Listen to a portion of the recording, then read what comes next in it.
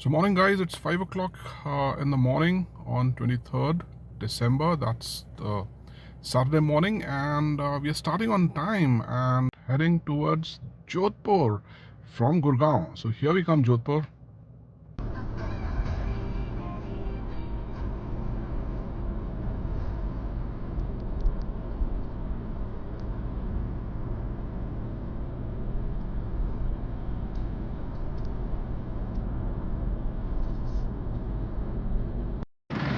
So we have left NE4 and we are on our way to Dosa now, and we have taken a small break. It's been 2.5 hours to 3 hours ride already. It's sunrise, daytime, very early in the morning, and this is a random place where we have stopped. The car is doing magnificently. It's giving me an average of above 20 kilometers per liter, which is more than one can ask for. So the ride is going fine, and here we are, somewhere near Dosa. So we had some wonderful kullad chai out here, and we had some sandwiches packed from home. So we had those sandwiches along with the kullad chai, and it's wonderful. Nice stopover early in the morning at this Hotel Ashoka Palace, a random place. And here we proceed on towards Dosa, from there to Jaipur, and from there we'll go to Jodhpur. So it's 11 a.m. now, and we are somewhere near Ajmer on the way to Jodhpur. So we took a small break after seeing this board of Burger King. Not really hungry, but wanted to get out of the car and stretch ourselves a little bit. There's a busy highway towards Ajmer going on, and we're proceeding smoothly towards Jodhpur. So see you in Jodhpur now. So here is an overview of the villa which I'm staying at in Jodhpur. We came from that way, so it's a little bit away from the city. It's around 10-12 kilometers away from the city, and it's called euphemistically Villa Florence. I booked it from booking.com, and that's how this villa looks like. It's kind of a house, and this is a main gate, and so this house is exclusive to me now, and this is a main gate. So a fantastic little main gate. It's a big one, and then my car is safely parked inside. There is a cute little garden out here, which looks really nice. It's winters over here in December, and it'll be fun to get plenty of sunlight over here. In fact, we are getting plenty of sunlight right now itself, and you can have your tea and coffee over here. You can even play a little bit of a cricket. Very nice and very quaint. And this is how the villa looks like from outside. Very respectable.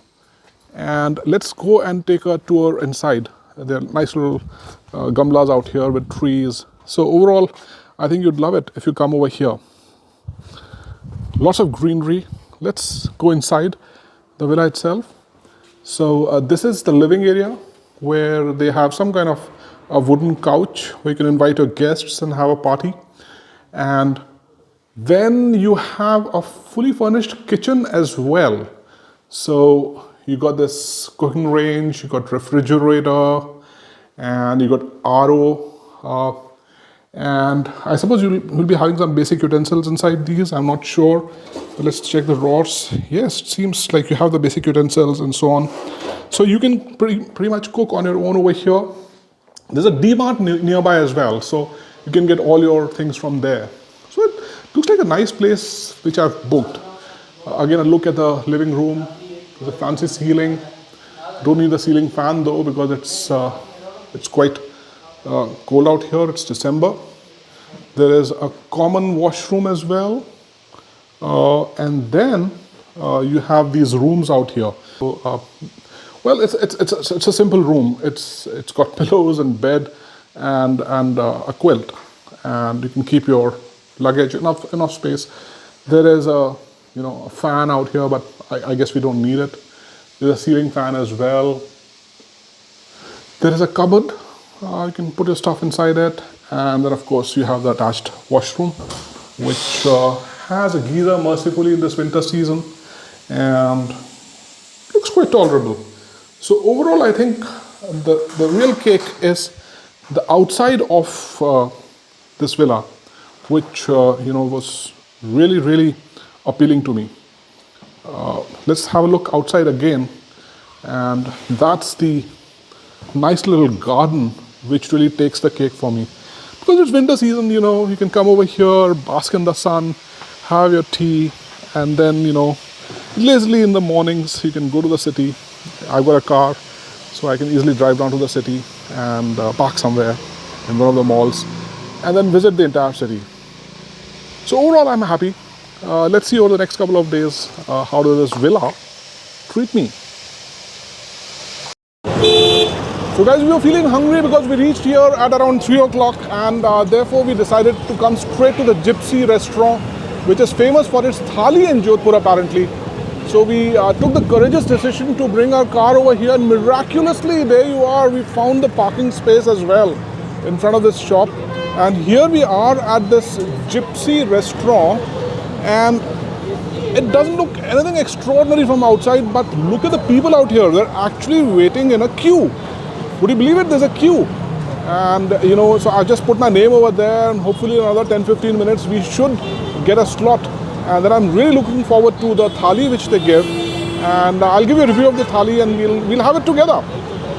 So here we are at the Gypsy restaurant.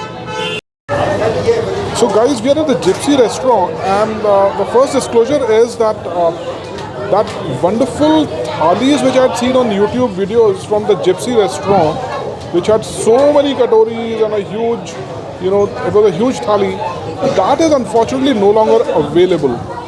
What is available is the so-called Gypsy thali, which I've ordered, and it's lying right in front of me.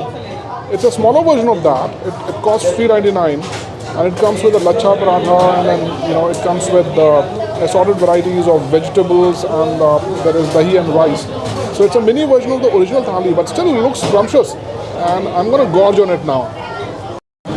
So guys, it was a wonderful experience eating at the Gypsy. It's not a fancy place at all, but it was worth it coming over here. And the reason is, of course, you get an ambience of Jodhpur, a nice little area out here. And what really was, magnificent, and what was really delicious at the Gypsy restaurant, you'd find it funny, I thought the most delicious item was the lacha paratha. It had layers on it, and it was crispy as well as soft at the same time for some peculiar reason. I've never had such a wonderful lacha paratha. In fact, I ordered one more, and I've had my fill.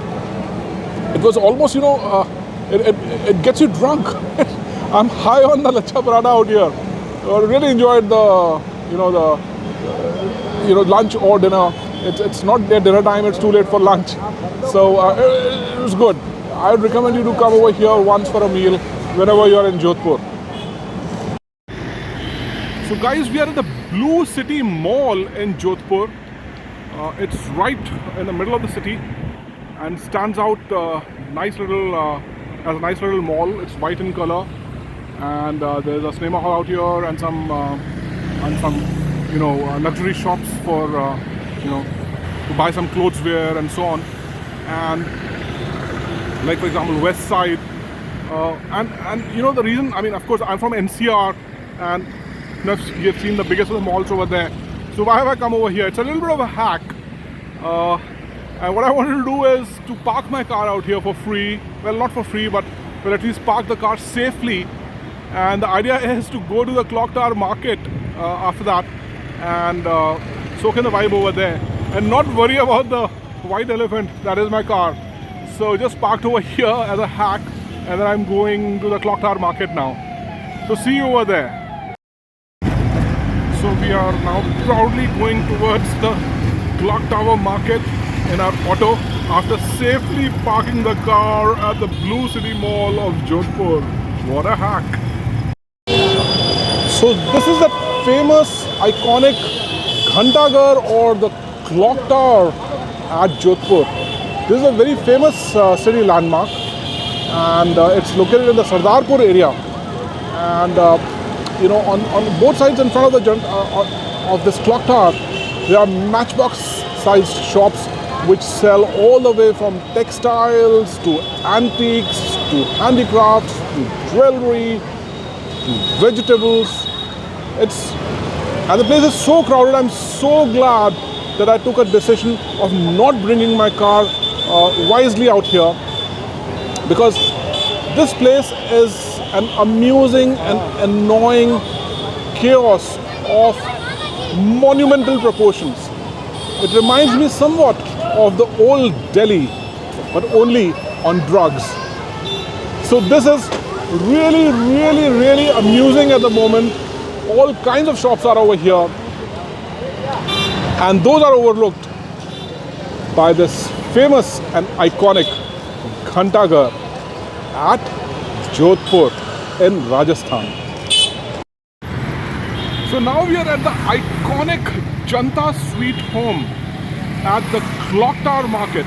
So this is the street in the Clock Tower Market, and our auto guy has come and dropped us over here.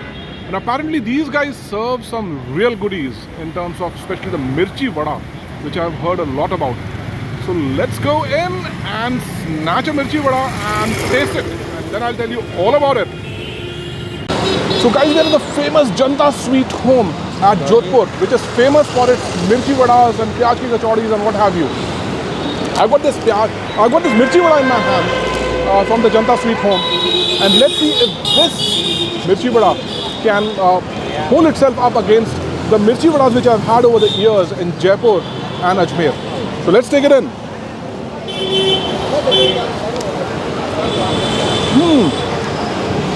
Look at the sweet and the sour taste to it. It doesn't bite you in the mouth really. The Jaipur mirchi vadas just explode like a grenade in the mouth. And you certainly cannot have more than one over there. You're done. You're done when you have one. Over here, it's a much gentler cousin of that mirchi vada in Jodhpur. You can easily have 5 or 6 of them. Let's begin with one. It's wonderful. Cheers, guys. So we are back in our auto now, going towards the Blue City Mall where our car is parked. Here we are cruising through the Sardarpura area and the shops in front of the Ghantaghar or the Clock Tower in Jodhpur. It's so much fun out here, and we hope to see Jhilmil soon. Yes, Jhilmil is my Skoda Slavia 1.5 automatic. So we are finally back at the Villa Florence where we are staying. The car is proudly perched inside, looking beautiful. The whole villa is itself looking very beautiful.